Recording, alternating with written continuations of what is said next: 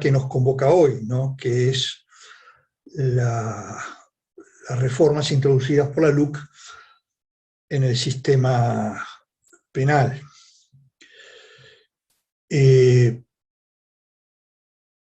Lo primero que quiero decir es que no estarán incluidos en esta exposición los delitos sexuales, porque ya fueron tratados en una sesión anterior por la profesora Beatriz Escapucio,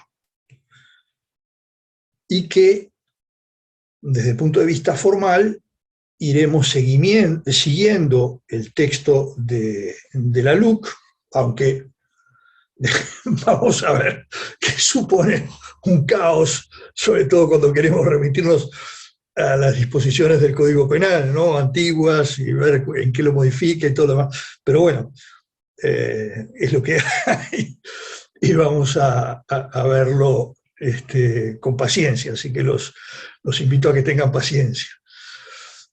Por otro lado, desde el punto de vista de la intervención de ustedes, al final de la exposición vamos a dejar un rato por si tienen dudas, comentarios, quejas, ¿por qué no? Que las puede haber y son muy bienvenidas en la medida en que sean aportes. Es más, las agradezco. Entonces, lo primero que quiero decir, ya entrando en el tema, es que tenemos que recordar la diferencia que hay entre política criminal y dogmática penal. La política criminal, como toda definición de política, supone elección de medios para fines, ¿verdad? No necesariamente refiere a política partidaria, ¿eh? Mire que no nos vamos digamos, a transformar en una especie de consejo para el referéndum. No, fuera de la política partidaria. En cambio, sí ingresaremos en temas de política criminal. La dogmática penal es después la herramienta que utilizamos para concretar esas elecciones que se hacen de política criminal. Para esto tenemos que refrescar un poquito, apenas unos segundos, cuál es la función del derecho penal. La función del derecho penal, como todo el derecho, pero especialmente el derecho penal, porque vamos a ver qué es la materia, su fin es nada menos que la materia prima, es la persona humana.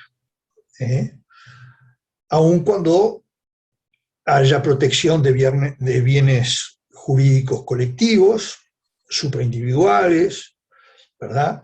Bueno, ¿qué pasa?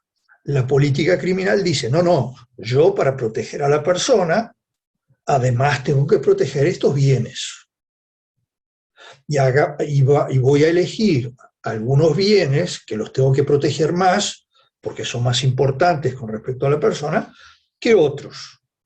Y ahí el instrumento será la pena, más o menos pena, el tipo de pena, en fin, ¿no? Pero esa es la, digamos, política criminal, que tiene un peso enorme en esta ley de urgente consideración, porque, digamos, la finalidad ha sido la de otorgar mayor protección a la persona humana en distintas expresiones, por ejemplo, al habitante común o al policía. Bueno, hay protecciones que han sido elevadas. Ahora, lo que uno va a ver es que también esta legislación, si bien puede tener esa finalidad buena de proteger más a la persona, y lo que es muy loable, tiene digamos, problemas de carácter dogmático. ¿Por qué? Porque algunas correcciones a tipos penales ya existentes o la creación de nuevos tipos penales suponen digamos, un obstáculo a la sistematización penal, un obstáculo a lo que es esa unidad que tiene que tener un sistema penal con sus distintas categorías de protección, con sus límites, desde luego, ¿verdad? Y entonces tenemos una herramienta utilizada por la política criminal que desde el punto de vista técnico penal no parece muy adecuada, en general. Insisto, no me refiero a la finalidad de la norma, que la finalidad de la norma es dar más seguridad a la persona, aumentar su seguridad, sino cómo se ha hecho.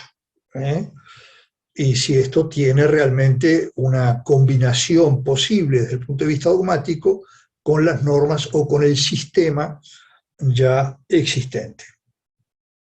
Ustedes saben que hace más de 10 años que tenemos una reforma del Código Penal, presidida la tarea de la reforma por nada menos que por el profesor Milton Cairoli, y que duerme el sueño de los justos en el Parlamento. No se sabe por qué.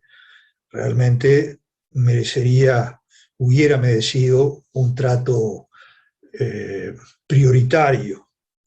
Porque además muchas de estas cosas que introduce la LUC estaban incorporadas en ese proyecto y además estaban incorporados de manera sistemática, o sea que no producían discordancias con las demás normas, o sea que había un sistema. Cuando decimos protección de la persona, no es lo que debería, mejor dicho, lo que debería ser la protección de la persona es para que la persona pueda vivir en sociedad. ¿Por qué? Porque es propio de la naturaleza humana vivir en sociedad, vivir con otros, ¿verdad? Y ese vivir con otros favorece a la persona porque nos hace desarrollar un montón de aspectos. La sociabilidad misma exige, o mejor dicho, facilita, hace crecer determinadas virtudes o capacidades que llevamos incorporadas que nos hacen en definitiva más personas, o por decirlo de otra manera, más humanos. Claro, uno podría decir, en lo que busca el derecho penal es que nos haga de esa forma, pero también sabemos que hay otras personas que piensan que se realizan más humanamente a través del delito, ¿no? Y eso, desde el punto de vista de la política criminal, no es lo correcto. Lo correcto es proteger a la persona para que se desarrolle plenamente en cuanto a sus capacidades y virtudes y demás. Entonces, el proyecto de ley tiene 500 artículos, perdón, proyecto, la LUC tiene 500 artículos, ¿no? Entonces, desde el punto de vista, tenemos normas penales, tenemos normas sobre el proceso penal, tenemos normas sobre la legislación profesional policial, normas sobre estupefacientes y sobre adolescentes privados de libertad, y normas propiamente sobre gestión de la privación de libertad, o sea que podemos decir un aspecto postdelictual y más administrativo que penal, pero también protegido por el derecho penal. Hay normas referentes a la Secretaría de Inteligencia Estratégica del Estado, hay normas sobre educación, hay normas sobre economía y empresas públicas, sobre el sector agropecuario, sobre relaciones laborales y seguridad social, sobre desarrollo social y salud, sobre vivienda, y luego hay otras disposiciones más. O sea que, como ven ustedes, es una norma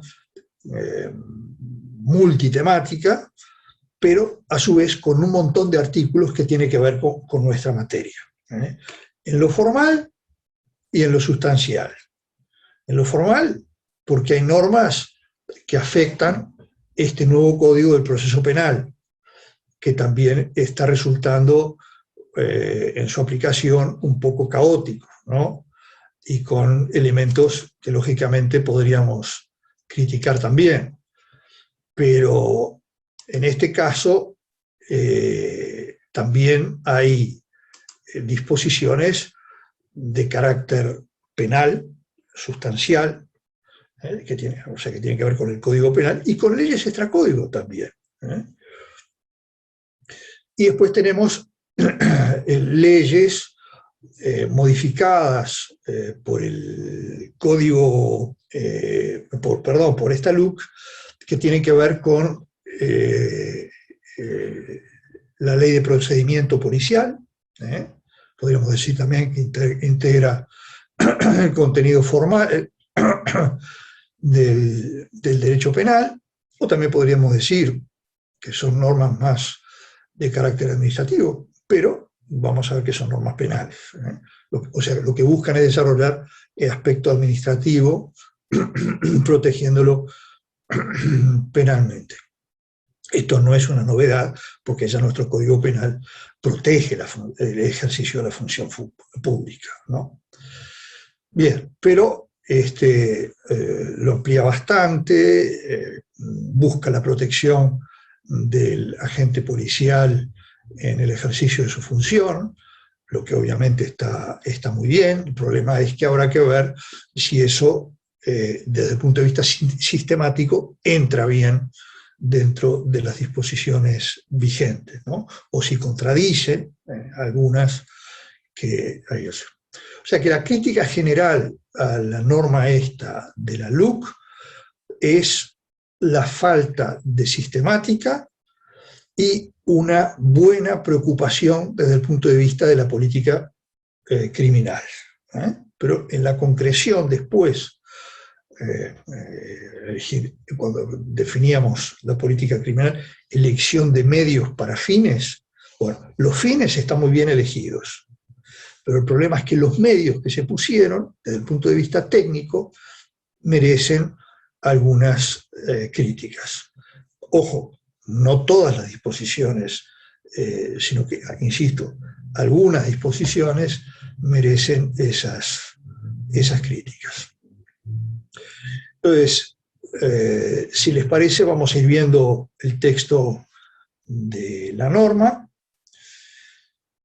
empezando por el artículo primero, que es nada menos que la legítima defensa, que es una de las modificaciones más importantes que ha tenido precisamente esta LUC en el Código Penal.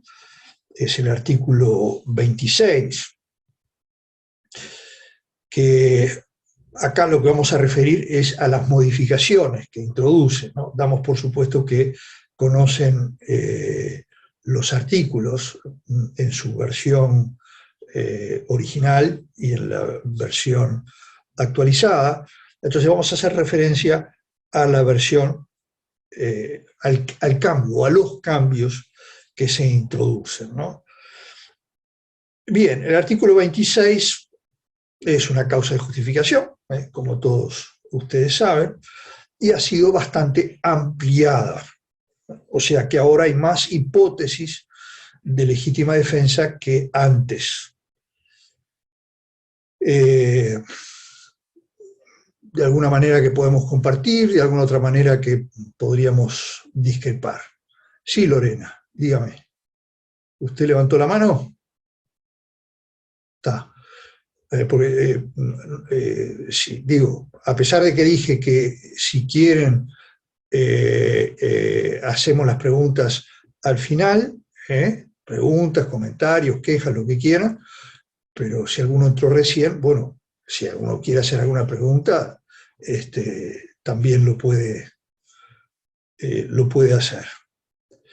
Bien, entonces, la modificación principal viene dada con respecto al o mejor dicho, al actual literal B, que hablaba de la necesidad racional del medio empleado para repelerla o impedir el daño. Entonces, la LUC agrega una explicación de qué se entiende el medio racional para impedir el daño. Dice, el medio se considerará racional cuando resulte ser una respuesta suficiente y adecuada a fin de conjurar el peligro derivado de la agresión sufrida. Cuando la defensa deba ser ejercida respecto de cualquier derecho de contenido patrimonial, la racionalidad deberá ser apreciada con prescindencia de que no haya existido o ya hubiera cesado una agresión física a la persona que se defiende.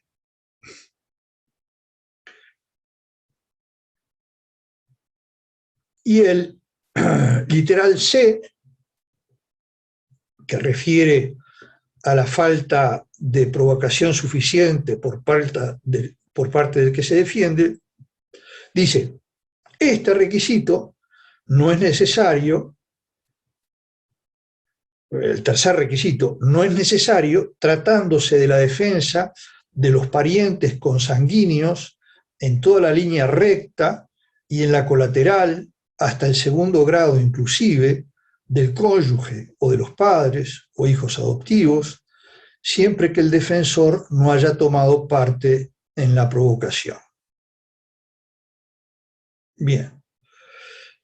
Y después dice, que esto lo decía ya la ley, ¿no? El 26 viejo decía, se entenderá que concurren estas tres circunstancias respecto de aquel que defiende la entrada de una casa habitada, etcétera, etcétera, o de sus dependencias. Y entonces esta LUC agrega el concepto de dependencias de la casa. Dice que son en las zonas urbanas los balcones, las terrazas, las azoteas, los parrilleros, barbacoas, jardines, garajes, cocheras o similares, siempre que tengan una razonable proximidad con la vivienda. Se considerarán dependencias de la casa en zonas suburbanas o rurales los galpones, instalaciones o similares que formen parte del establecimiento siempre que tengan una razonable proximidad con la vivienda. Y agrega un numeral segundo, que antes obviamente no existía, que dice que el funcionario del Ministerio del Interior o del Ministerio de Defensa Nacional que en ocasión o con motivo del cumplimiento de sus funciones repele una agresión física o armada contra él o un tercero, empleando las armas o cualquier otro medio de defensa en forma racional, proporcional y progresiva en cuanto eso sea posible, y en las mismas circunstancias agote previamente los medios disuasivos que tenga a su alcance sin perjuicio de la prueba en contrario. Entonces vamos a ir viendo estas modificaciones introducidas. ¿Por qué? Porque en el literal B de este numeral primero del artículo 26 había una discusión doctrinal, reflejada después, lógicamente, en la jurisprudencia también, con respecto a qué se entendía con la palabra racional. Necesidad racional del medio empleado para repelerla o impedir el daño. Entonces, en este sentido, la ley aporta un elemento que va, en principio, lo que busca es tratar de unificar esos criterios jurisprudenciales o dar una interpretación auténtica de qué se entiende por racional. Y dice que el medio para impedir esa agresión, ¿verdad? Repelerla, impedir el daño, ¿no? Como dice el literal B, dice, el medio racional, cuando resulte ser una respuesta suficiente y adecuada a fin de conjurar el peligro derivado de la agresión sufrida. Es cierto que acá volvemos a tener nociones que determinan el ejercicio de la prudencia judicial y de la virtud de la justicia. ¿Por qué? Porque no es fácil definir lo que es racional. Racional quiere decir que entra dentro de la razón, ¿no? Que es una de nuestras potencias superiores, junto con la voluntad. Bueno, ahí tenemos la parte de naturaleza espiritual que nos caracteriza, a la aristotélica, ¿verdad? Bueno, entonces, aquí dice que se considera racional cuando resulte ser una respuesta suficiente y adecuada a fin de conjurar el peligro derivado de la agresión sufrida. Entonces, lógicamente puede entrar discusiones desde el punto de vista de la defensa, desde el punto de vista de la acusación, discusiones con respecto a qué se entiende por respuesta suficiente y adecuada, ¿no? O sea que la razonabilidad ahora está definida como suficiente o adecuada. ¿Está suficientemente, valga la redundancia, está suficientemente aclarado, concretado el concepto de racionalidad? Bueno, me parece que dentro del concepto de racionalidad ingresan perfectamente estos dos atributos, ¿no? De suficiencia y de adecuación del medio indicado. Capaz que lo resumíamos solo con la palabra adecuación del medio utilizado para la defensa, ¿verdad? O para el impedimento de la agresión. Pero me parece que sigue siendo poco adecuado desde el punto de vista legislativo, porque no hay una definición muy perfecta. Confieso que no es fácil encontrar una definición cuando uno dice racionalidad del medio empleado, o medio suficiente, o medio adecuado, ¿verdad? Desde luego, hay hipótesis absolutamente claras que no hubieran ni siquiera exigido esta aclaración de la LUC. Por ejemplo, si un sujeto entra a robar una manzana en el puesto de verduras y el dueño del establecimiento le pega un balazo. Realmente ahí no hay racionalidad. Y tampoco hay, desde luego, como dice acá, una respuesta adecuada, ¿no? Suficiente, más que suficiente. En este caso, pecaría por exceso de suficiencia, ¿verdad? Y, o sea que hay una razón ahí también de legalidad, del principio de legalidad con respecto a la terminología, ¿no? Es decir, tiene que ser suficiente, pero eso no quiere decir excesivo, porque si no dejaría de ser adecuado. Y en este sentido, esta limitación de suficiencia y adecuado a los efectos de racionalidad parece interesante. Pero pueden aparecer otras situaciones donde sea muchísimo más dudosa la aplicación de esta norma, ¿no? Es decir, es más, ahora viene la protección desde el punto de vista de los bienes patrimoniales, o sea, las agresiones patrimoniales. Hasta acá podríamos decir, bueno, estamos hablando de bienes jurídicos de carácter superior a la propiedad, como podría ser la vida, la integridad física, ¿verdad? Pero veamos ahora, cuando la defensa deba ser ejercida respecto de cualquier derecho de contenido patrimonial, la racionalidad deberá ser apreciada con prescindencia de que no haya existido o ya hubiera cesado una agresión física a la persona que se defiende. Bueno, acá estamos ante otro,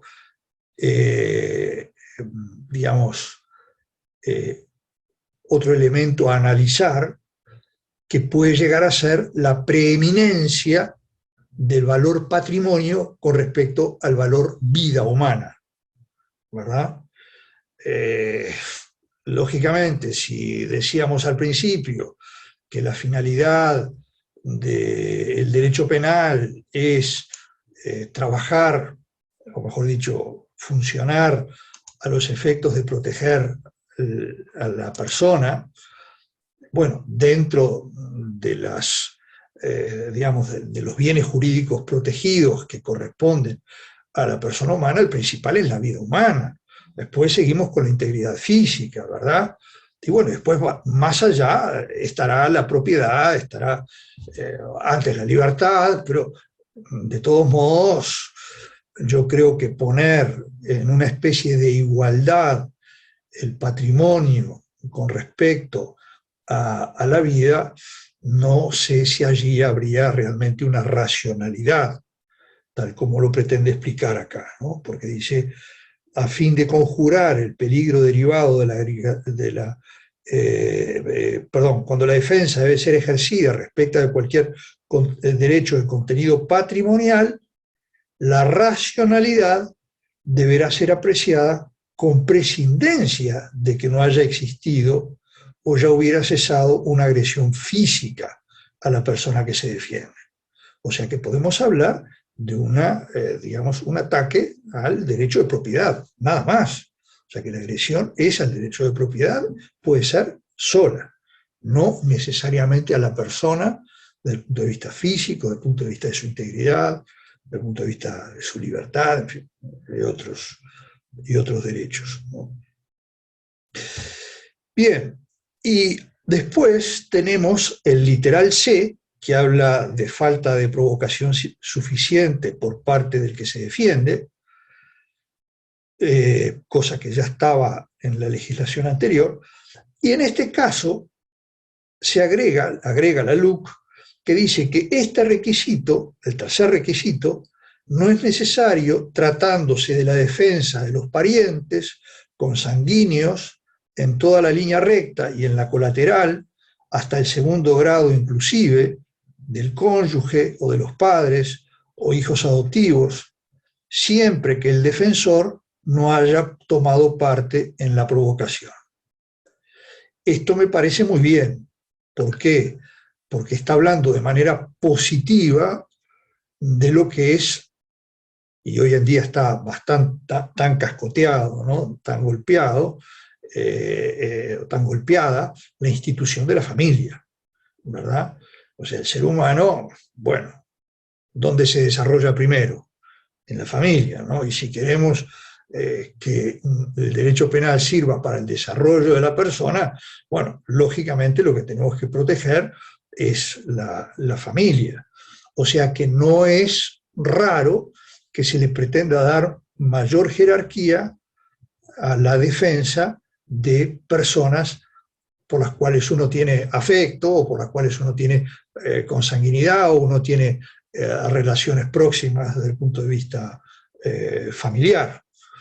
O sea que yo esto lo veo bien. La condición es que el defensor no haya tomado parte en la provocación. ¿Por qué? Porque de esta forma seguimos siendo coherentes con este literal C que dice falta de provocación suficiente por parte del que se defiende. Acá estamos, falta de provocación suficiente por el que defiende a sus familiares en esta relación próxima de familia. Bien, sigue diciendo que se entenderá que concurren estas tres circunstancias respecto de, y agrega otra definición que teníamos también dudosa en la legislación anterior y dudosa en la jurisprudencia, ambigua en algunos casos, es que se considera por dependencias. Ejerzo la legítima defensa dentro de las dependencias que corresponden, dentro de mi casa, otras dependencias que corresponden a mi casa. Dice, aquel que defiende la entrada de una casa habitada o de sus dependencias, o emplea violencia contra el individuo extraño a ella, que es sorprendido dentro de la casa o de las dependencias. Y acá viene la definición nueva. Se considerará dependencia de la casa en las zonas urbanas, los balcones, las terrazas, las azoteas, parrilleros, barbacoas, jardines, garajes, cocheras o similares, siempre que tengan, y acá viene otro problema de interpretación, una razonable proximidad con la vivienda, criterio que también quedará librado a la prudencia judicial, a la justicia, a la virtud de la justicia del magistrado o la magistrada. ¿Por qué? Porque se emplea un término laxo, otra vez, de interpretación, porque dice razonable proximidad con la vivienda. ¿Qué es razonable proximidad? Bueno, en algunos casos puede ser claro, porque está al lado, pegado, forma parte prácticamente de la misma construcción, y en otros casos estará más separado, como pasa a veces y lo vamos a ver ahora, en las zonas suburbanas. Por eso dice, se considera dependencia de la casa en zonas suburbanas o rurales, los galpones, instalaciones o similares que forman parte del establecimiento siempre que tengan una razonable proximidad con la vivienda. O sea que volvemos otra vez a la utilización de ese término amplio que es razonable proximidad. Y esto va a depender mucho de las circunstancias. ¿Por qué? Porque, por ejemplo, una vivienda puede estar muy cerca de galpón, pero en el medio va a haber un obstáculo muy grande. ¿Por qué? Porque hay un río, por ejemplo, ¿no? Está cerquita, pero no hay una razonable equivalencia en la medida, razonable proximidad en la medida en que hay de repente un torrente, que corre muy, muy fuerte. De otra manera, al revés, podemos decir lo mismo, ¿no? A lo mejor está alejado unos kilómetros o unos cientos de metros de la vivienda, pero bueno, yo voy en moto, y claro, eso es una pasada. Entonces, puedo entrar ahí rápidamente y podría considerarse, según esas circunstancias, una razonable equivalencia. Bueno, por eso les digo, hay que estar al caso concreto y a la prudencia judicial, que es fundamental para el acto de justicia.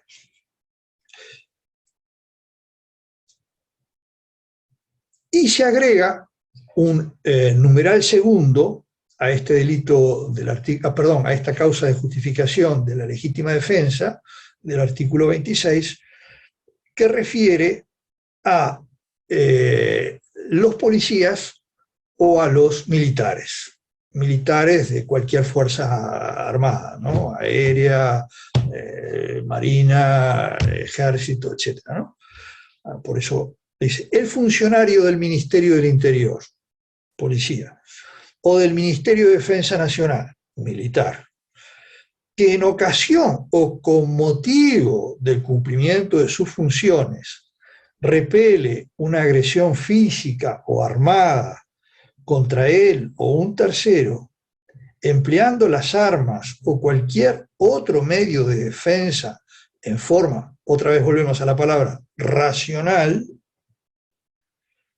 proporcional y progresiva en cuanto eso sea posible y en las mismas circunstancias agote previamente los medios disuasivos que tenga a su alcance, sin perjuicio de la prueba en contrario. Bien, esto lo que busca es fortalecer o darle garantías o más seguridad, o sea, que se sientan más apoyados los militares y los policías cuando ejercen su función, ¿verdad? Y yo creo que eso está bien, que haya un refuerzo. El asunto es que podemos decir, bueno, pero esto ya no estaba previsto más o menos en la ley de procedimiento policial. Bueno, vamos a ver, o no podemos decir que está eventualmente comprendido dentro del delito de desacato, ¿verdad? O quizás el delito de atentado, ¿no? Según los casos también. En fin, hay que ver. Pero lo cierto es que en este caso, el funcionario policial o militar están exonerados de responsabilidad cuando repele una agresión física o armada contra él o un tercero. O sea que no es tampoco cualquier agresión, ¿verdad? Tiene que ser una agresión física, lo que supone necesariamente violenta, ¿verdad? O armada, también es una agresión violenta. Yo creo que no caben dudas con respecto a esto, ¿no? No, pero era un arma de juguete. Entonces, claro, pero la persona que se defiende no sabe si es de juguete. Entonces, lo que hace es defenderse de lo que piensa que es un arma real. Bueno, yo creo que todos nosotros haríamos lo mismo, ¿no? Bien, es de sentido común. Yo creo que no caben dudas, ¿verdad? Y repele esa agresión física o armada contra él, ¿verdad? O sea, en la defensa de la propia persona del oficial de policía o del agente policial o del militar, o de un tercero, empleando las armas o cualquier otro medio de defensa de forma racional, proporcional y progresiva. Y agrega, en cuanto sea posible. Se dan cuenta qué diferencia de requisitos hay aquí, ¿no? Porque también se trata de dar garantía a la persona que es el agresor de que no por cualquier cosa se le va a disparar y lo van a matar. Por algo es que al final de este numeral dice sin perjuicio de la prueba en contrario. O sea que el policía o el militar también puede ser juzgado por esto que sería un exceso de defensa. Ya no ingresaría en el concepto de legítima defensa, porque se excede en estos límites que impone la norma, que sea racional, proporcional y progresiva. Y además, en cuanto sea posible. En cuanto sea posible, puede ser una excusa para que utilice estos otros medios que él tiene. Claro, si el agente policial tiene cerca una silla para defenderse y pegarle al ladrón que le quiere robar el arma, por ejemplo, ¿no? Bueno, capaz que es racional que utilice ese medio de defensa, ¿no? Darle un cascotazo y dejarlo ahí, ¿no? O sacar su arma y apuntarlo, ¿no? Porque el arma, vieron ustedes que dice también la utilización de las armas para defenderse o defender a otro, tiene que ser proporcional y progresiva. Entonces yo, claro, frente a un sujeto que viene a robarme el arma o que viene a robarme la insignia policial, ¿no?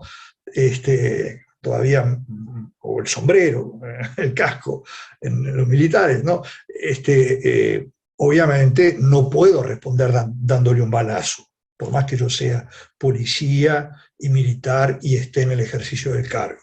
No, tiene que haber, entre comillas, una determinada racionalidad que está dada por estos términos, que hay que aplicarlos con la prudencia judicial, ¿verdad? Y buscando precisamente la justicia, ¿no? Las armas o cualquier otro medio de defensa, por eso les decía, podría ser la silla, ¿no?, que tiene ahí al lado, pero tiene que hacerlo en forma racional, proporcional y progresiva. Esto ya venía dado en la ley de procedimiento policial. Recuerdan ustedes quizás que se obliga primero a dar la voz de alto, después disparar una vez al aire, en fin, una serie de pautas, 3 pautas normalmente, antes de disparar a la persona, ¿no? Por ejemplo, al preso que se está escapando del establecimiento carcelario, ¿no? Entonces, ahí vemos que en este caso uno podría decir, bueno, pero ¿no sería redundante? ¿O es necesario modificar la legítima defensa agregando esto? ¿No estaba ya previsto en la ley orgánica, perdón, de procedimiento policial o militar? Bueno, pero yo creo que está bueno que se aclare dentro de la legítima defensa esta disposición, porque el otro puede interpretarse no como legítima defensa, sino como cumplimiento de un acto de servicio. Por ejemplo, el militar que está haciendo la custodia allá en la garita, allá arriba del establecimiento penitenciario, ¿verdad?, y ve que se escapa un reo, él no tiene ningún peligro de vida, y un tercero tiene peligro de vida, bueno, en ese momento no, capaz que es un recontra homicida y cuando llegue al primer pueblo mata a alguien, pero en principio no tiene ahí un riesgo un tercero. Entonces, acá, sin embargo, está aclarado que se tratan de actos de defensa contra agresiones, no contra actos del ejercicio de la función, ¿verdad? No, o no por actos meramente del ejercicio de la función. Lógicamente, el defender ante agresiones forma parte de los actos del ejercicio de la función policial o militar, pero uno puede distinguir, ¿verdad?, de esos actos cuando hay agresión y hay actos cuando no hay agresión, pero que suponen también la utilización de armas o mecanismos de defensa, no ya personal, sino de defensa del cargo que uno ocupa, de la función, mejor dicho, que le asignaron a uno, o cumplimiento de esa función que le asignaron a uno. Así que, insisto, vuelven a utilizarse los términos amplios para definir, ¿no?, forma racional, proporcional, progresiva. Progresiva es un poquito más concreto, pero seguimos utilizando los medios de proporcionalidad, o los términos de proporcionalidad y racionalidad. Bien. Y agrega, y en las mismas circunstancias agote previamente los medios disuasivos que tenga a su alcance, sin perjuicio de la prueba en contrario. Pero claro, nosotros, si hablábamos ya de progresividad en los mecanismos de defensa, ahí ya estaríamos incluyendo, me parece a mí, en fin, obviamente es opinable, ya podríamos decir que estarían agotados previamente los medios disuasivos que tiene la persona, ¿verdad? Después ya tiene los medios impeditivos, que es el balazo directo a la persona, pero no son ya estos medios disuasivos que tiene al alcance porque ya están empleados, como dice acá, de forma proporcional y progresiva. Está, pero en fin. Bien. Y lo de que admite prueba en contrario es importante, porque claro, el oficial policial o el militar también puede obrar con exceso en sus funciones, ¿verdad? Cosa que también está prevista en el Código Penal. Podría ser calificado perfectamente de homicidio al estar obrando fuera de las condiciones de razonabilidad o progresividad que le indica este mecanismo de defensa, de legítima defensa, ¿verdad? Entonces, si hay testigos por ahí que dicen este policía obró de esta manera o este militar obró de esta otra manera, claro, la responsabilidad de la gente puede quedar comprometida. Y el numeral tercero de este artículo 26 dice: aquel que repele el ingreso de personas extrañas con violencia o amenazas en las cosas o personas, o con la generación de una situación de peligro para la vida o demás derechos en un establecimiento que desarrolle actividad comercial, industrial o agraria en los términos establecidos por el artículo 3º de la Ley 17.777 de 21 de mayo de 2004. Entonces, este agregado hace referencia también digamos, a la agresión que puede significar el ingreso de personas extrañas con violencia o amenazas en las cosas o personas. O sea que tiene que haber violencias o amenazas. No es el que se cuela aprovechando que quedó abierta la puerta. No, no. Acá hay violencias o amenazas, ¿no? En las cosas o personas. Yo puedo romper el candado para entrar o puedo golpearle al vigilante que está cuidando la entrada del local, ¿no? Son cosas distintas. Y este ingreso que hace en el local puede también generar una situación de peligro para la vida o demás derechos en un establecimiento que desarrolle actividad comercial, industrial o agraria en los términos previstos por esta ley que cita acá. Que esta ley del 2004 hace referencia fundamentalmente a qué se entiende por establecimiento agropecuario, qué se entiende por empresa agropecuaria, ¿verdad? Y entonces ahí hay una definición, pero más que nada es una definición que podríamos decir de carácter fiscal, de carácter empresarial, más que de carácter doméstico, que uno podría decir, ¿no?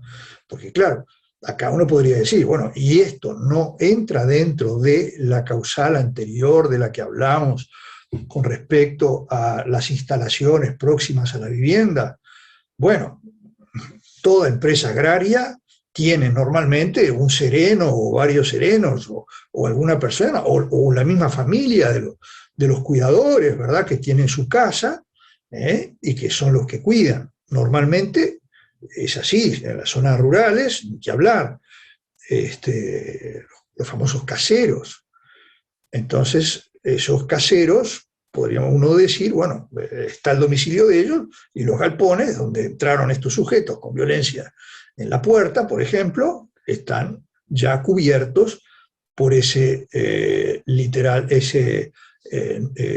párrafo anterior que vimos, ¿no? El inicial, cuando se hablaba de agresión por ingreso al domicilio, a la propiedad, en fin.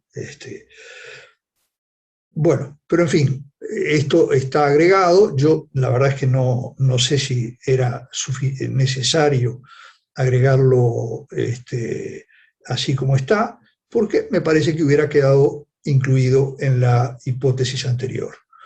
Quizás lo que se busque es dar más garantías también al inversor privado, al inversor extranjero, ¿no? Buscar crear condiciones de seguridad especiales en esos ámbitos, porque también podría haber empresas que no tienen vivienda. ¿Por qué? Porque el funcionario de vigilancia está en la puerta del galpón, ¿eh?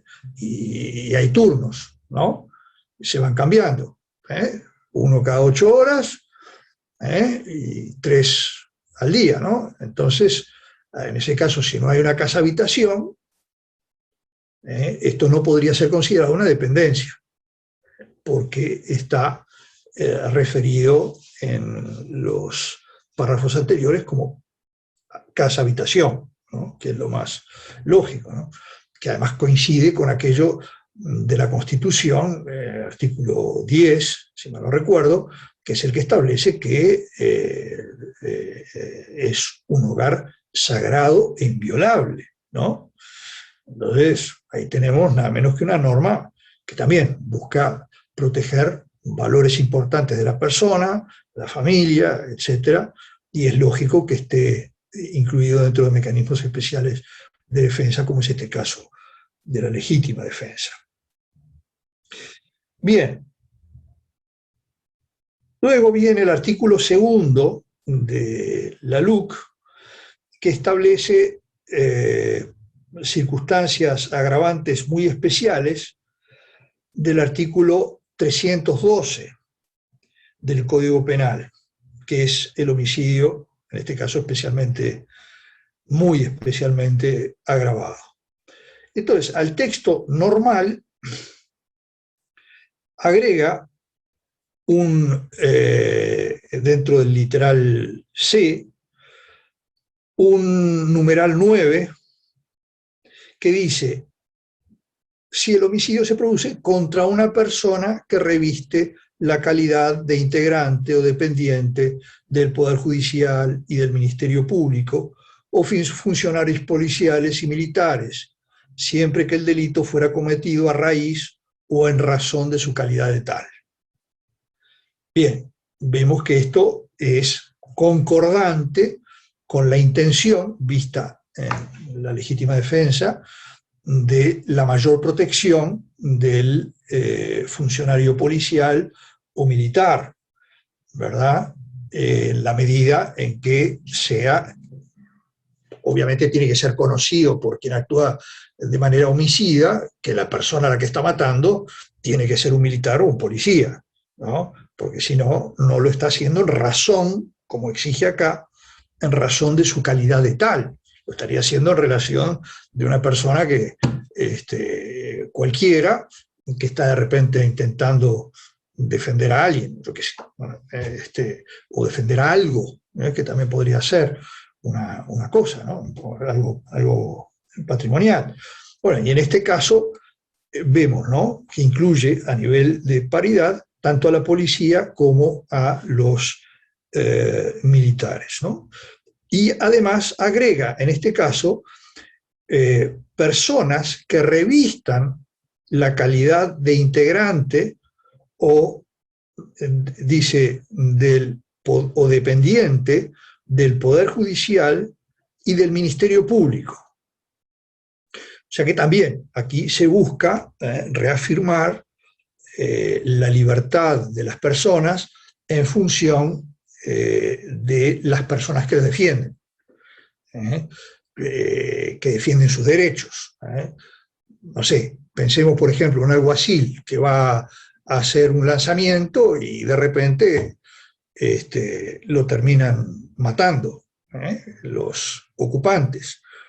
Bueno, el alguacil estaba cumpliendo su función, el que lo disparó sabía que venía a desalojarlo, sabía que era alguien dependiente, o por lo menos autoridad pública, capaz que no sabía si dependía del Poder Judicial o del Ministerio del Interior, pero lo que sí es seguro es que sabía que se trataba de alguien en ejercicio de una función pública.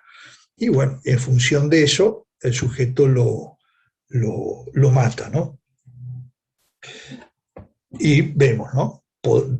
Integrante o dependiente, capaz que hubiera alcanzado con decir integrante del Poder Judicial. Un dependiente del Poder Judicial, ¿qué podría ser? Bueno, alguna empleadora que contrató el Poder Judicial como consecuencia de una licitación pública para contratar una empresa de limpieza. Está bien, no es funcionaria judicial, pero está dependiendo del Poder Judicial en la medida en que tiene que cumplir tareas de servicio, ¿no? Bueno, entonces ahí podría también quedar incluido este concepto de dependiente. Y el integrante del Poder Judicial sería el funcionario judicial, en sus distintas jerarquías, ¿no? Porque acá la ley no distingue, no es un ministro de la Suprema Corte, como tampoco es el escribiente en la audiencia, en las audiencias, ¿no? Hoy en día es más bien el que graba en las audiencias, más que el que escribe, ¿no? Pero en fin. Y vemos ahora el artículo 3º, que dice: agrégase el siguiente numeral al artículo 89 del Código Penal. El artículo 89 hacía referencia a la penalidad de los cómplices y establecía su individualización, la individualización de la pena de los cómplices. Entonces, este artículo 3º agrega el siguiente numeral al artículo 89 del Código Penal. Dice: segundo, la aplicación del máximo se considerará justificado en el caso de los cómplices de cualquiera de los delitos previstos por el Decreto Ley 14.294 de 31 de octubre de 1974 y sus modificativas. Estamos hablando de la Ley de Estupefacientes, ¿verdad? Y en los delitos previstos en los artículos 344, que es la rapiña, 344 bis, que es el copamiento, el artículo 346, que es el secuestro, o el artículo 350 bis, que es la receptación.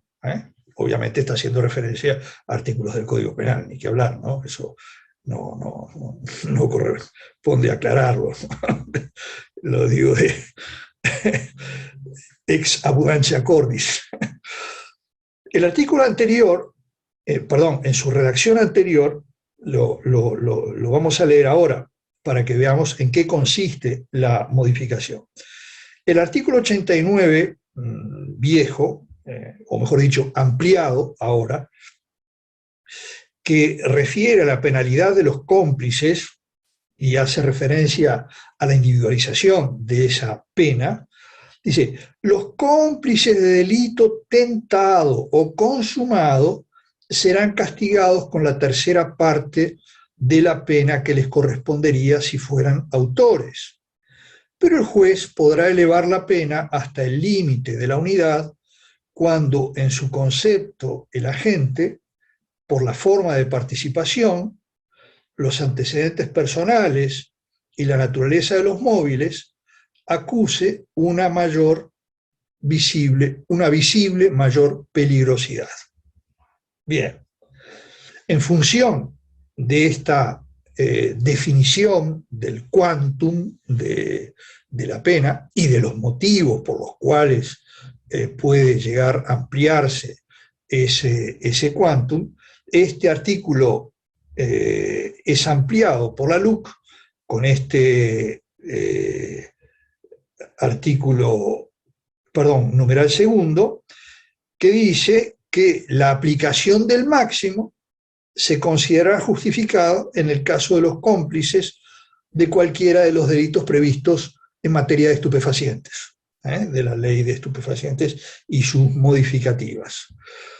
Y no solo estos, sino otros delitos que son de especial importancia, porque en general se cometen mucho y porque afectan normalmente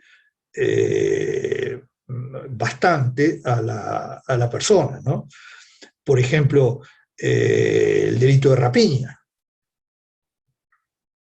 Quizás junto con el hurto andan ahí, ¿no? Los delitos de mayor comisión en el país. Después, los delitos, bueno, sigue el copamiento, que es el delito que además, un delito complejo o compuesto, en el sentido de que es la rapiña más la privación de libertad, ¿verdad? El artículo 346, que es el secuestro, otro delito contra la libertad, y el 350 bis, que es la receptación. Recuerdo que la receptación es, entre comillas, el hacerse algún beneficio con las cosas que obtuvo otro en algún delito, sin haber participado antes en el delito ni haberle prometido el beneficio tampoco, ¿no? O sea, por ejemplo, voy a la feria de Piedras Blancas y sé que hay uno que se especializa en vender cosas robadas, eso lo sé, y le propongo comprar un reloj, no sé, que tiene ahí a la venta puesto en el piso, ¿no? Y se lo compro. Pero yo tengo la convicción de que eso fue robado, ¿no? Entonces, bueno, ahí el que robó tiene su responsabilidad y el que compró para beneficiarse, ¿por qué? Porque lo va a revender o porque lo va a poner en su casa porque queda lindo, eso es el delito de receptación, más o menos, ¿no? Después léanlo tranquilo porque tiene una mayor complejidad, pero en definitiva viene a ser eso. Y este es uno de los delitos que está incluido en esta situación. ¿Por qué? Porque también es otro de los delitos que más se cometen en el país. Delito contra la propiedad, en este caso, se comete contra la propiedad y por eso merece, en el caso de participación en este delito en grado de complicidad, un incremento de la pena. Yo creo que es bueno esto, porque, insisto, son delitos que se dan mucho, quizás no tanto el secuestro, no sé, eso tendría que fijarme en las estadísticas cómo está, pero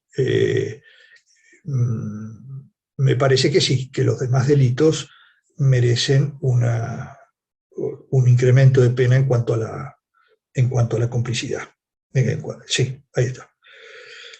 En la participación, ¿no?, delictual. Bien. Después tenemos otro delito, que es un delito nuevo que crea la LUC, que está previsto en el artículo 4 y que el nomen iuris es resistencia al arresto. Y está previsto como artículo 173 bis, nuevo artículo. Estaba el 173, ahora se agrega el 173 bis. Dice, el que al recibir orden de detención de parte de una autoridad pública ejerciera resistencia física al arresto o huyera del lugar para impedirlo, será castigado con una pena de 6 meses de prisión con 3 años de penitenciaría. Con la misma pena será castigado el que intentará impedir la detención de otra persona oponiendo resistencia física, obstruyendo la acción de la autoridad o facilitara su fuga. Si en la resistencia al arresto se agrediera o atentara contra la autoridad pública, la pena será de 6 meses de prisión a 4 años de penitenciaría. Bueno, como verán, este delito también pretende fortalecer el ejercicio de la función policial, militar, que está cumpliendo una orden de arrestar a una persona porque lo dice la autoridad o porque está en una hipótesis de flagrancia, ¿no? Y en este caso no hay una orden concreta, arresten a fulano de tal, ¿no? O busquen esta foto, la persona tal, y arréstenla. No, en el caso de la flagrancia ya sabemos que la autoridad puede directamente, sin orden judicial, arrestar a la persona, ¿no? En este caso, dice, el que al recibir orden de detención de parte de una autoridad pública ejerciera resistencia física al arresto o huyera del lugar para impedirlo, será castigado con una pena de 6 meses de prisión. De 3 años, de 6 meses de prisión a 3 años de penitenciaría. O sea que en este caso estamos hablando de un oficial, puede ser oficial o puede ser un soldado o puede ser un policía, no requiere la condición de oficial, sino que en este caso lo que sí se requiere es que haya una orden de detención de parte de una autoridad pública. Bueno, entonces el caso de flagrancia, que es un caso permitido por la ley y la Constitución, ¿qué pasaría, no? ¿Puede el sujeto desobedecer a esa orden de arresto porque no hay una orden superior, sino que no viene de la autoridad pública, como dice acá, sino que viene de parte de la ley, el procedimiento policial también? Y la Constitución, como les decía, pero en este caso lo que tenemos es un sujeto que resiste al acto de una determinada autoridad, que se llama policía o se llama militar.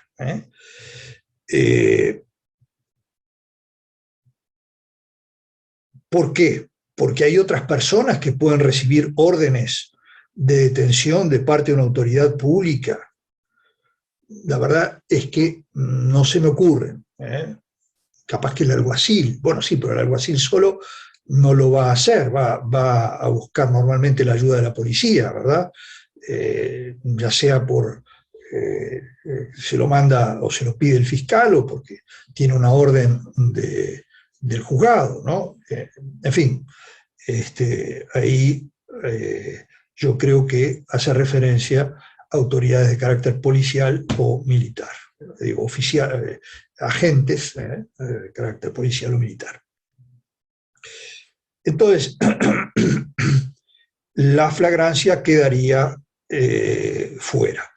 Uno podría decir, bueno, pero este delito es un delito de desobediencia a la autoridad.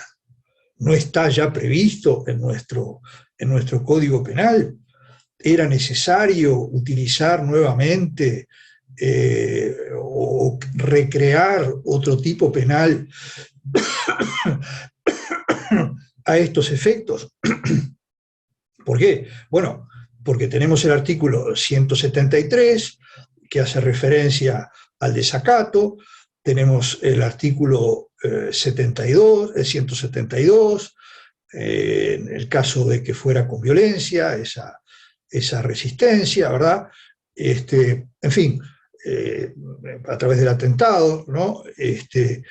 Uno podría ahí, en este caso, decir, bueno, en realidad podríamos habernos quedado con estos delitos y no insistir con otros, ¿no? Nuevo. Pero acá, como les decía, hay una, digamos, un proceder de política criminal que quiso que hubiera una disposición expresa para los casos de arresto. No en general como hablan los otros artículos del desacato, del atentado, ¿verdad? No, no, acá está hablando en general. Y en ese sentido me parece bueno, ¿no?, el hecho de que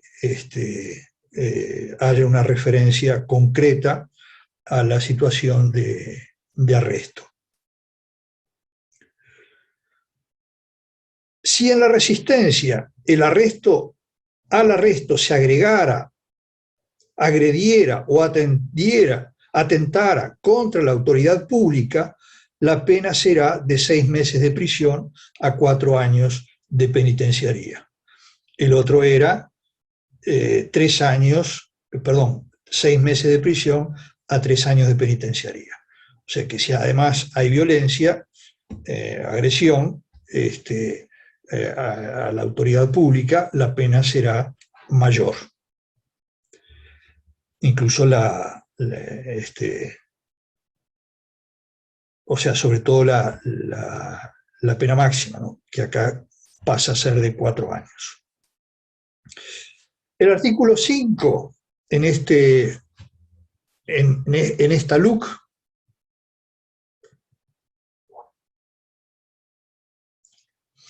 hace referencia a una circunstancia agravante de encubrimiento, del delito de encubrimiento.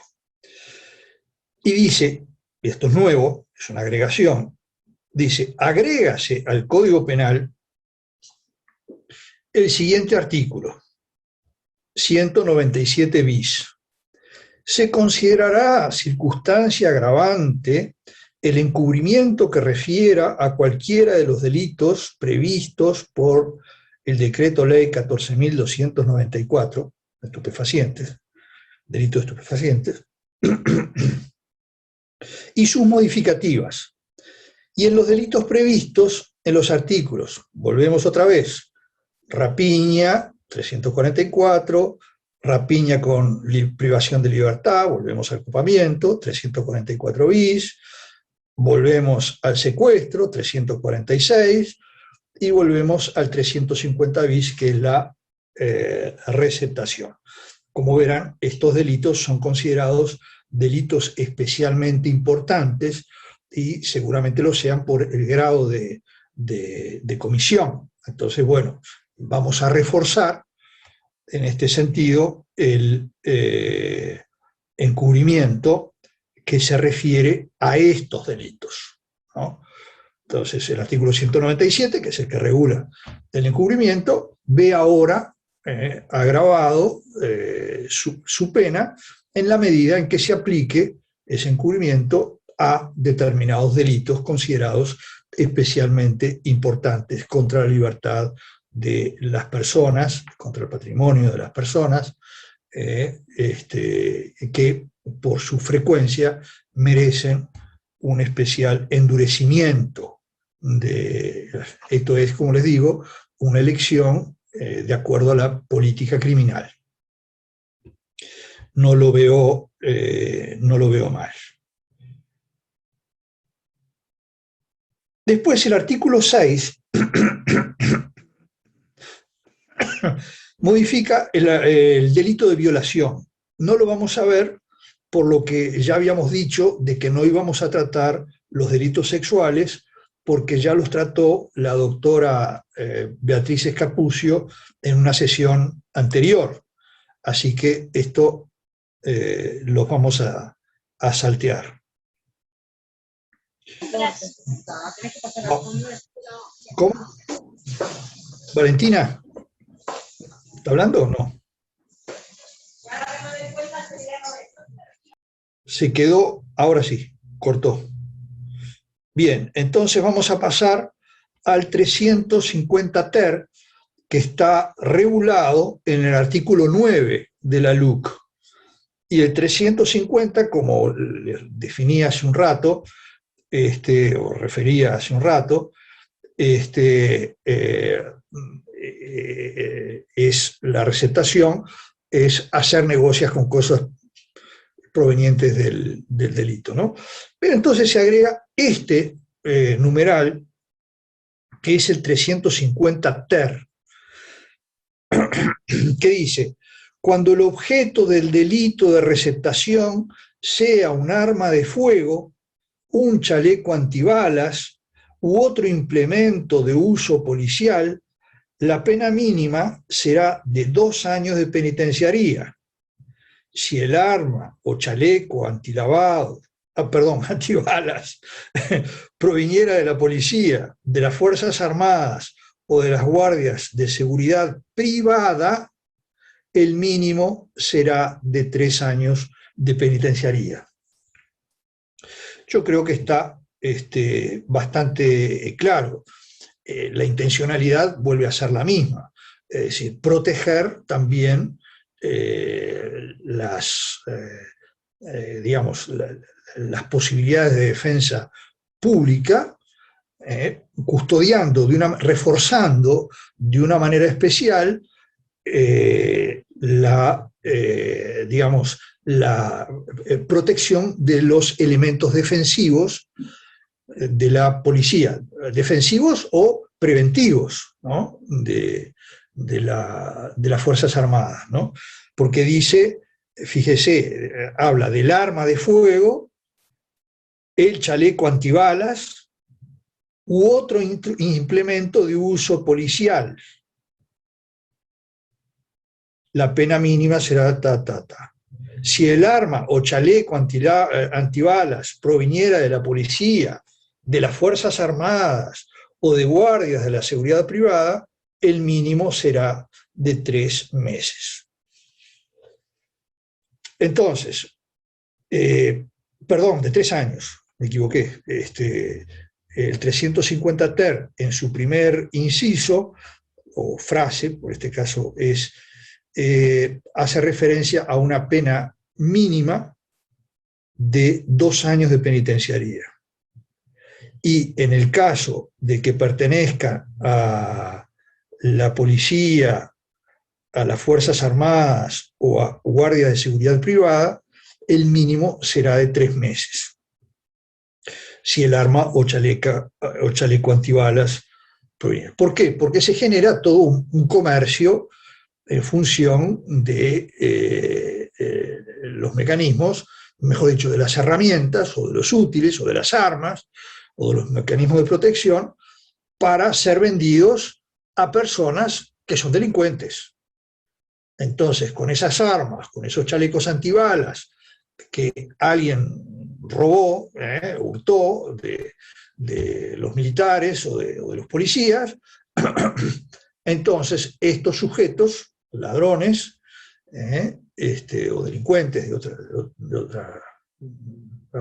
afectando otros bienes jurídicos, lo que hacen es agregar peligrosidad a la sociedad, ¿verdad? Y entonces eso comprende, ¿por qué? Porque fomenta la delincuencia, este tipo de negocio, lógicamente, porque el equipamiento les da seguridad a los delincuentes, y también estamos protegiendo a los policías y a los militares, en fin, y a la seguridad, y en este caso además a la seguridad privada, los Securitas y todas estas empresas que se encargan de la seguridad privada. Bueno, también me parece muy bueno, ¿no?, que ese tipo de negocios emergentes del hurto, o eventualmente la apropiación indebida, ¿no?, de estos elementos de ataque o de defensa, propiedad de estas fuerzas públicas y privadas, pueda ser reforzado desde el punto de vista penal. Bien, vemos ahora otro artículo nuevo, que es el 358 ter. Este artículo 358 ter dice: el que intencionalmente destruyere, deteriorare o de cualquier manera inutilizare en todo o en parte alguna cosa mueble un mueble de una dependencia policial o de los establecimientos o instalaciones del Instituto Nacional de Rehabilitación, el INR, las cárceles, ¿no? Será castigado con una pena de 12 meses de prisión a 3 años de penitenciaría. Verán ustedes que aquí se busca otra vez reforzar la protección de la justicia, en definitiva, ¿no? En estos casos estamos hablando de institutos de rehabilitación y estamos hablando también de la destrucción e inutilización de cosas muebles o inmuebles de una dependencia policial. O sea, también es una protección a la policía, especialmente, ¿verdad?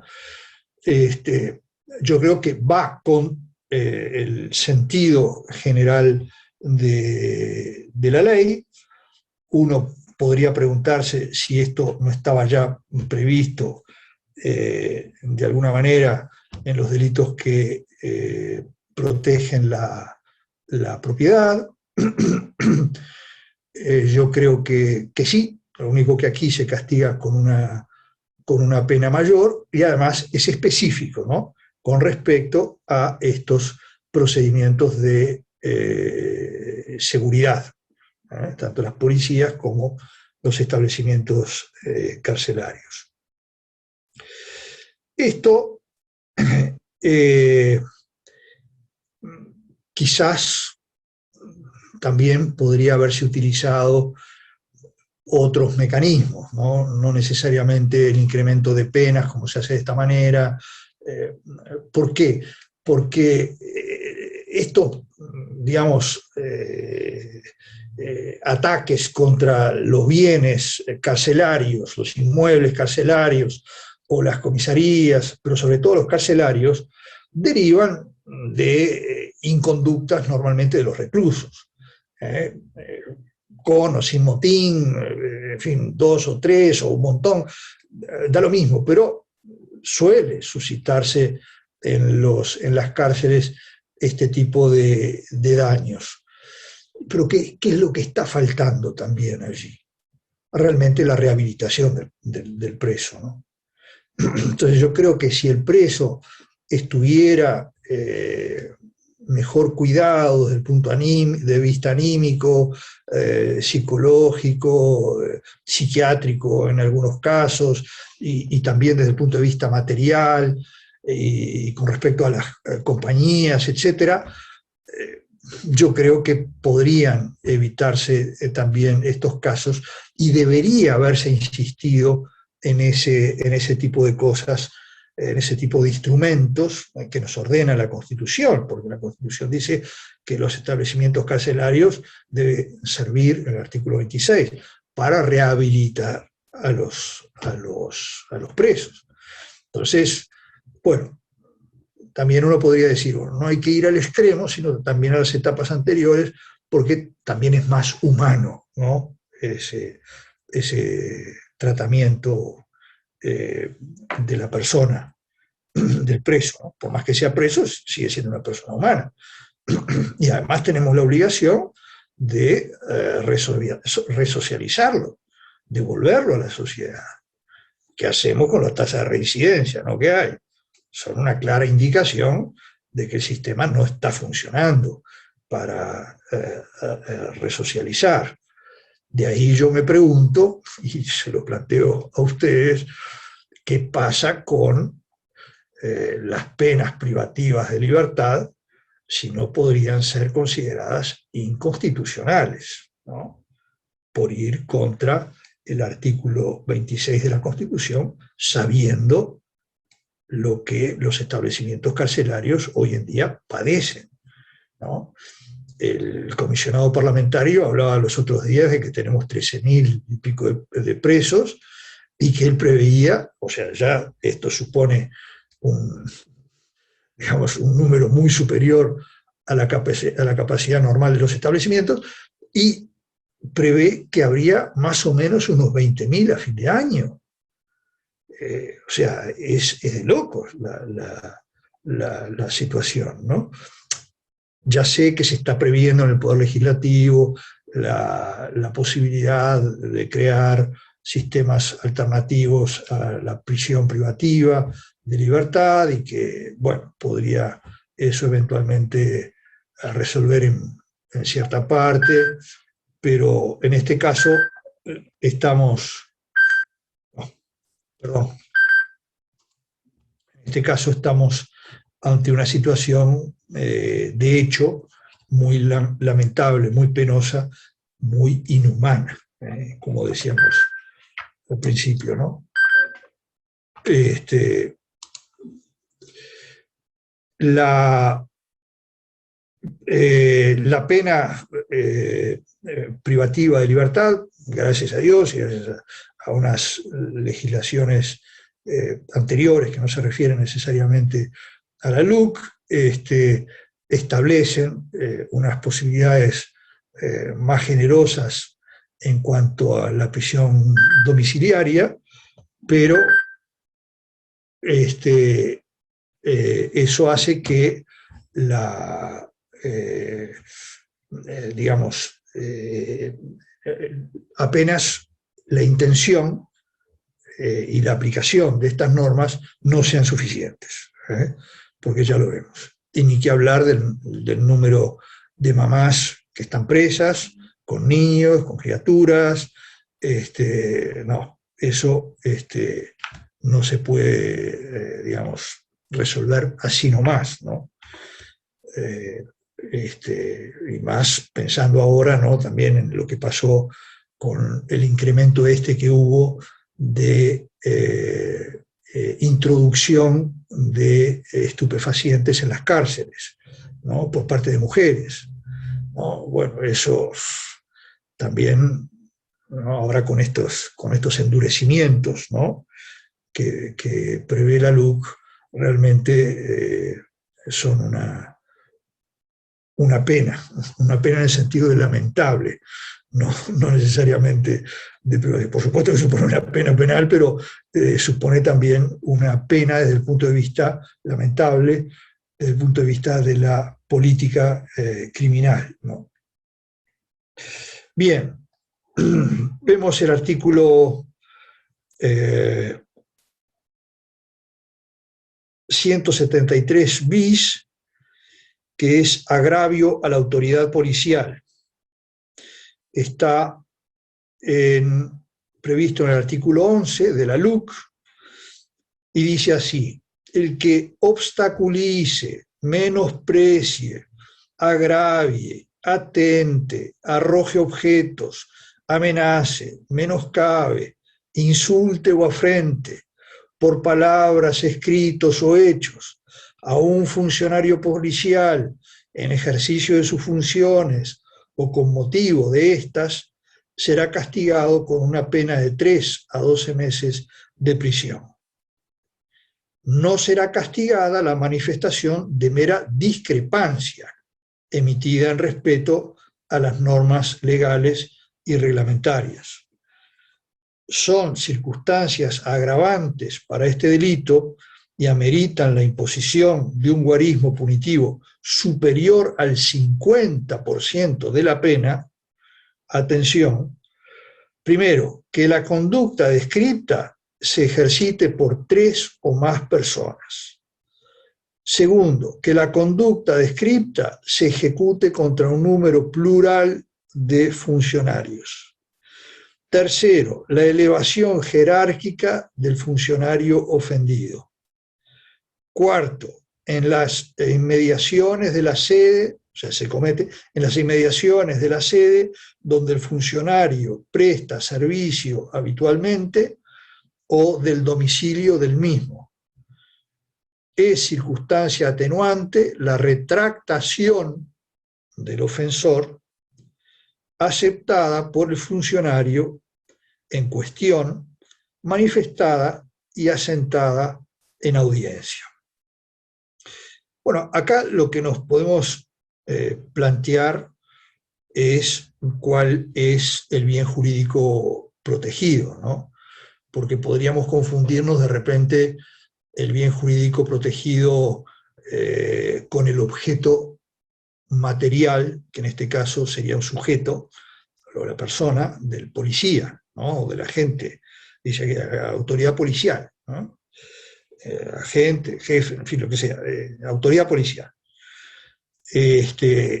Y también podríamos preguntarnos si no sería una duplicación o una combinación de los delitos de atentado, de desacato, en fin. Ahí podríamos decir que esto ya estaría como previsto, que lo que buscaría es un incremento del castigo. Y seguimos siempre en la misma línea, ¿no? La misma línea de generar mayor poder a la policía, de proteger más el ejercicio de la función policial, y por eso se crea un tipo penal específico, que por su especialidad va a primar sobre los otros delitos, ¿no? Por el principio de especialidad. Entonces, vean ustedes la cantidad de verbos que utiliza, porque dice agraviar es ofender, ¿verdad? Bueno, acá dice obstaculice, menosprecie, agravie, atente, arroje objetos, amenace, menoscabe, insulte o afrente por palabras, escritos o hechos a un funcionario policial en ejercicio de sus funciones o con motivo de estas. Será castigado con una pena de 3 a 12 meses de prisión. Bueno, ya vemos, ¿no?, que cubre prácticamente todas las hipótesis en las que se puede, digamos, menospreciar o subestimar, insultar, agraviar, como dice el nomen iuris, ¿no? Sería un resumen bueno, agraviar a la autoridad policial. Bueno, y con motivo del ejercicio de sus funciones o con motivo de estas, de sus funciones o en ejercicio de sus funciones. ¿Cuál es la diferencia entre un concepto y otro? Bueno, puede ser que un policía que no está en horario de servicio, ya sabemos la ley de procedimiento policial que amplía el concepto de horario de servicio. Pero bueno, supongamos que está de vacaciones, de licencia, por el motivo que fuera, ¿no? Y por el hecho de ser policía, quien lo ofende sabe que es policía y lo ofende por el hecho de ser policía, en atención a sus funciones. No está ejerciendo la función policial en ese momento, está en la playa con su familia, abajo una sombrilla, ¿no? Bueno, uno podría decir, sí, claro, pero el policía es un estado policial que supone, y más ahora, con el incremento que se ha producido de responsabilidad funcional o de facultad funcional a los policías retirados, ¿no? Que siguen y pueden seguir actuando, ¿no? Esto es una forma también de reforzar el número de agentes policiales, también para fomentar esa seguridad pública. En este caso, lo que hay es un desprecio, claramente, hacia la autoridad, ¿verdad? Ahora, ¿requiere que sea público? Bueno, ya ven ustedes, ¿no? Acá no dice que se requiere que sea público o expuesto al público, como podrían ser los delitos de difamación, ¿verdad? Injurias, ¿no? Que también son delitos de ofensa, precisamente. Uno podría decir, bueno, pero no estaría también cubierto ya por el delito de injurias. Bueno, claro, lo que pasa es que en este caso está hecho en una relación personal que después vamos a ver cómo lo probamos. Porque si el sujeto se lo dice mientras está solo en la playa abajo de la sombrilla, ¿cómo lo probamos? muy difícil, ¿no? Distinto es si está rodeado de público, ¿no? De otras personas que están en la misma situación, veraneando, ¿no? Descansando. Entonces, me parece que va a ser difícil la prueba en esos casos, ¿no? Por supuesto que deja libre, y esto también es muy bueno desde el punto de vista de los derechos humanos, la libertad de discrepar, pero de discrepar de manera civilizada. No decir, no, mire, acá hay un error, yo no soy fulano, me están buscando mal, la persona que ustedes buscan es un hermano mellizo mío, por ejemplo, ¿no? Y bueno, ahí hay un desacuerdo con respecto a lo que el policía quiere hacer, que es de repente llevarme a la comisaría, ¿no? Entonces, en este caso, dice, no será castigada la manifestación de mera discrepancia emitida en respeto a las normas legales y reglamentarias. Y uno podría decir también y constitucionales, en cuanto hay libertad de expresión, uno podría eventualmente discrepar, ¿no? Y hacerlo incluso hasta públicamente, ¿no? Pero no hay insultos, no hay agravios. Hay agravantes específicas y son potentes porque permiten el incremento punitivo al 50% de la pena. Y son circunstancias agravantes para este delito y ameritan la imposición de un guarismo punitivo superior al 50% de la pena, que la conducta, primero, que la conducta descripta se ejercite por 3 o más personas. Acá nos podríamos preguntar, bueno, pero ¿y qué necesidad hay de incluir aquí una agravante específica si ya teníamos la agravante genérica del artículo 59, que es la pluriparticipación? Bueno, está, en fin, puede ser una reiteración innecesaria, pero lo que quiere hacer, evidentemente, es reforzar ese respeto a la autoridad, ¿no? Segundo, que la conducta descripta se ejecute contra un número plural de funcionarios. En este caso, las víctimas serían varias, ¿no? Víctimas en el sentido de, como les decía antes, de objeto material personal. No son sujetos activos, ¿no? Acá estamos hablando de cualquiera que puede ser el que haga este desprecio, pero lo que sí se establece es que es un objeto material personal. ¿Qué es lo que se protege entonces? La función policial. Es una función de gobierno, ¿verdad? Entonces estamos,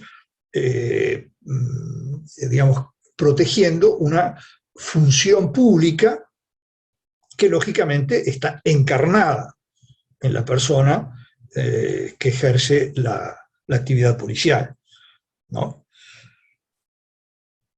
Segundo, que la conducta descripta, bueno, contra una pluralidad de funcionarios. El tercero es la elevación jerárquica del funcionario ofendido. Aquí también se podría invocar el error de hecho, porque, claro, hay que conocer los galones, ¿no? Las insignias, ¿no? Para saber si estamos ante una jerarquía superior o no, si es un simple agente policial. Bueno, eso requiere un conocimiento especial. Y cuarto, en las inmediaciones de la sede donde el funcionario presta servicio habitualmente, puede ser la comisaría o puede ser el lugar donde está actuando como 222, ¿verdad? Protegiendo algún lugar en especial, una propiedad privada, perdón, normalmente son propiedades públicas, pero podría ser contratado también privadamente. Entonces, en este caso, estamos hablando de inmediaciones. volvemos otra vez a ese punto discutible de qué se entiende por inmediaciones, hasta cuándo va la cantidad de distancia en la que se considera inmediación. Inmediación es cercanía, pero bueno, también es un concepto que uno podría decir opinable o relativo. Habría que haber dicho acá 300 metros, por ejemplo, para darle más seguridad en la interpretación del tipo penal, para ser más garantista. Bueno, no, yo creo que lo de razonabilidad, digamos, en el término inmediaciones, yo creo que está bien previsto, ¿no? Y lo mismo con respecto al domicilio del funcionario policial, porque si la persona lo conoce, capaz que sabe dónde vive, bueno, y ahí es donde está haciendo ese acto de desprestigio, ¿no? hacia el funcionario, y si es oído por otros, ni que hablar, lo deja pegado, ¿no? Bueno, y hay una circunstancia atenuante especial que es la retractación del ofensor, aceptada por el funcionario en cuestión, manifestada y asentada en audiencia.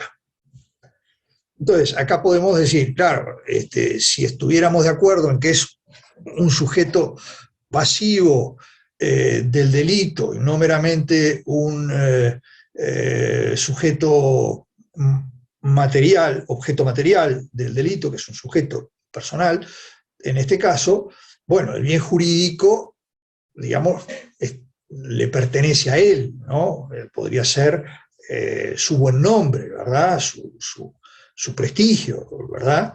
De ahí caeríamos en los delitos de difamación, injurias, etcétera, ¿no? Pero acá lo que estamos protegiendo es un bien jurídico suprapersonal, que es el ejercicio de la función policial. Y eso es una función pública.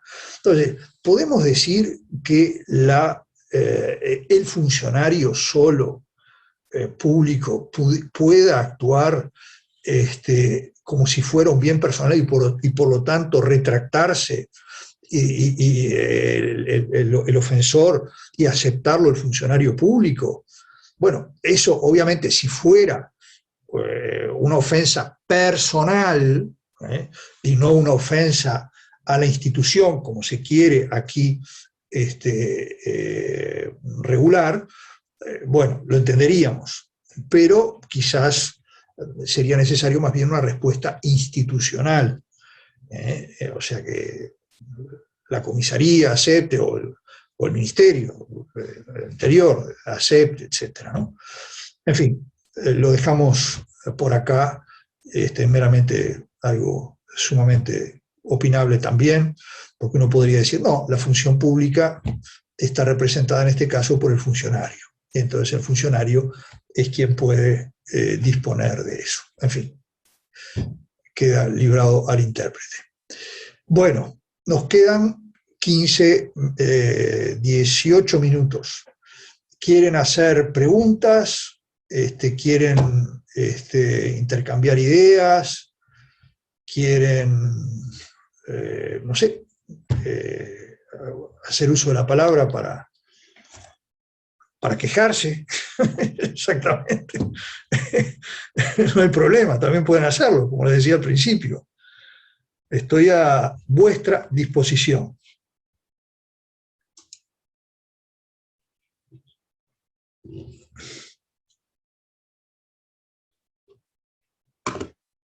Están agotados, me imagino. No los culpo.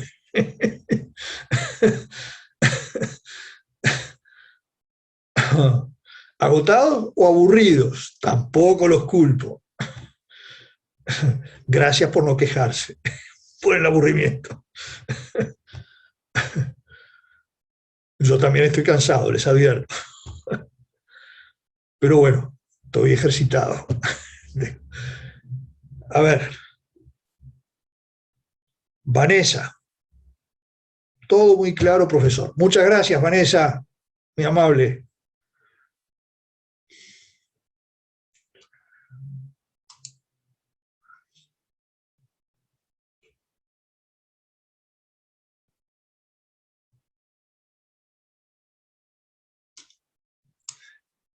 Acá Valentina Piquinela me dice que me quedé pensando sobre el comentario que realizó al momento de exponer sobre el incremento de la pena para cómplices en algunos delitos.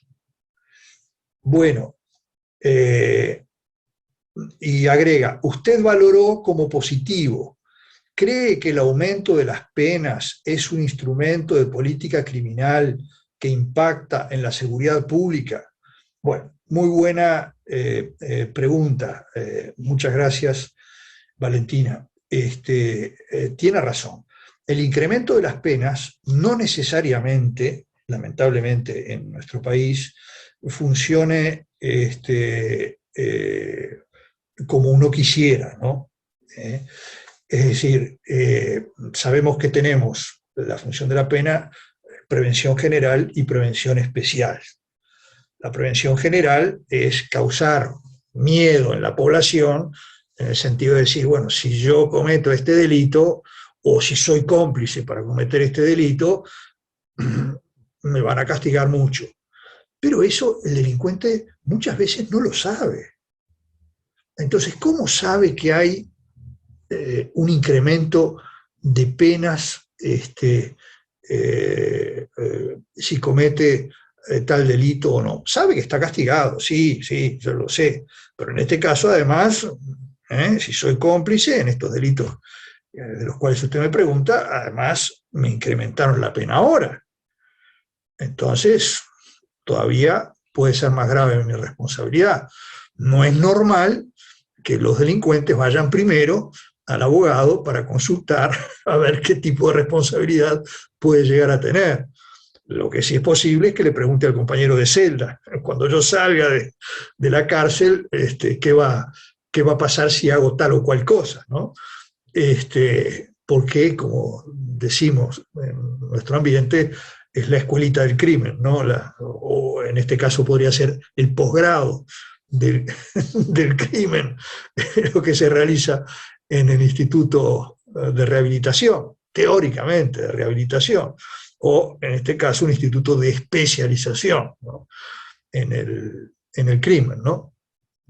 Entonces, no necesariamente. Lo que sí funciona como preventivo en este mundo más mediatizado es lo que surge de los medios de difusión. Medios de difusión todo incluido, ¿no? Radio, televisión, redes sociales, diarios, semanarios, lo que ustedes quieran, ¿no? Ahí sí aparece como una especie de didáctica, de enseñanza con respecto a qué cosas están castigadas, y ahí ven también qué castigo se le aplicó al sujeto, ¿no? Entonces, es cierto, primero está la ley, después viene la comisión del delito y resulta que ahora este delito se castiga con más pena. Bueno, va a resultar después en la sociedad el convencimiento o el conocimiento, mejor dicho, de que esto genera más temor. Estamos hablando de la prevención general. La prevención especial, como ustedes saben, es el tratar de impedir la reincidencia. Lamentablemente, como les decía antes, la reincidencia más bien con lo que se puede disminuir es con un tratamiento humanitario del recluso para convertirlo de un ser antisocial en un ser social, ¿verdad? Y entonces para eso hay que fomentar su humanidad. No su humanidad, no me refiero a la humanidad para hacerlo más fuerte, ¿no? Y poder delinquir con más fuerza. No, no, me refiero a su humanidad en cuanto a sus virtudes, en cuanto a sus sentimientos, en cuanto a su educación, facilitarle salida laboral, todo ese tipo de cosas que hoy en día nuestro sistema está muy carenciado, ¿verdad?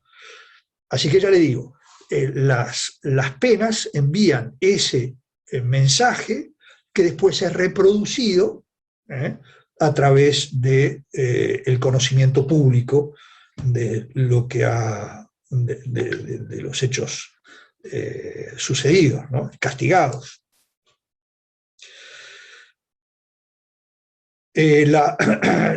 Valentina sigue diciendo, quizás con razón, dice, mi corta experiencia indica que poca motivación tiene la comunicación del aumento de las penas. Desde mi punto de vista, el incremento se orienta hacia el retribucionismo, si no trae aparejado políticas claras de prevención y rehabilitación. Obviamente, si hay políticas claras de rehabilitación y de prevención, bueno, mire que las políticas de prevención, uno podría decir, bueno, sí, pero justamente en la LUC se insiste en la prevención. ¿Por qué? Porque se fortalece la policía, se crean nuevos delitos, etcétera, ¿no? Hay un fortalecimiento buscado, quizás no desde el punto de vista técnico de la mejor manera posible, técnico penal me refiero, mejor posible, pero que busca esa prevención. Pero lo que nos está fallando, como usted bien dice, es la rehabilitación, ¿no? La rehabilitación es un caos, lamentablemente, en, en el sistema eh, penitenciario, ¿no? Me dice con buen criterio también, cosa que comparto, Valentina, me dice, me refiero a la intervención de políticas sociales, no a las políticas dirigidas a la prevención policial. Totalmente de acuerdo, totalmente de acuerdo. Las políticas sociales tienen que ser fomentadas. Y es más, hay muchas instituciones privadas que merecerían tener apoyo estatal, y está previsto que lo tengan por distintos mecanismos que, si quieren, podemos comentar en algún momento, pero se prevé la posibilidad de que haya instituciones que apoyan a los presos y expresos y personas inclinadas al delito, pero que todavía no delinquieron. Pero por la situación en la que están, necesariamente van a terminar delinquiendo. Uno piensa, por ejemplo, la gran cantidad de personas que hay en la calle. Si pensamos solo en Montevideo, hay más de 3.000 personas durmiendo por noche en la calle. Y esas personas, alguna de ellas va a tener que utilizar algún sistema poco lícito para lograr sobrevivir. ¿Por qué? Porque el MIDES tampoco está dando abasto. Entonces, ¿qué hacemos, no? Bueno, sí, las iglesias ayudan muchísimo, es verdad. Hay otras instituciones privadas, como les decía, que también ayudan muchísimo desde el punto de vista de la caridad, ¿no? Caridad en el sentido de ayudar por querer a la otra persona como persona, ¿no? Eso es importantísimo, ¿no? Eso, como usted bien dice, son políticas sociales, no necesariamente políticas criminales. Son distintas, ¿no? Yo cuando me estaba refiriendo, me refería a la política criminal y a la dogmática penal. Dejé de lado las políticas sociales, pero de acuerdo con usted, totalmente. Dios quiera y haya más instituciones que se puedan unir a estas campañas de ayuda a personas necesitadas, ¿no? O a posibles personas no necesitadas, pero que tienen alguna inclinación sociológica, vaya a ser, o social. No me refiero ya a las psiquiátricas porque, bueno, serían imputables, ¿no? Pero en este caso podría haber personas que también, aunque no sean carenciadas, estén inclinadas al delito de repente. ¿Por qué?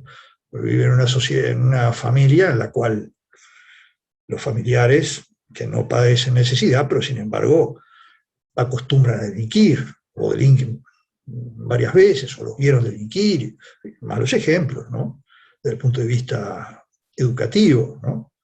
Con mucho más razón si son gente menor, pero eso ya, con respecto a los menores, hablaremos el viernes. ¿Qué más?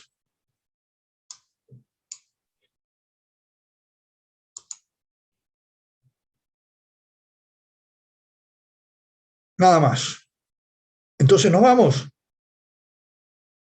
Gracias, me agradece Valentina. Muchas gracias a usted por las preguntas. Bueno, que pasen bien y nos vemos el viernes.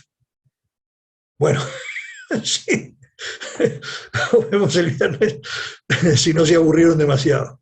Si quieren reincidir, que pasen bien. Chao, chao.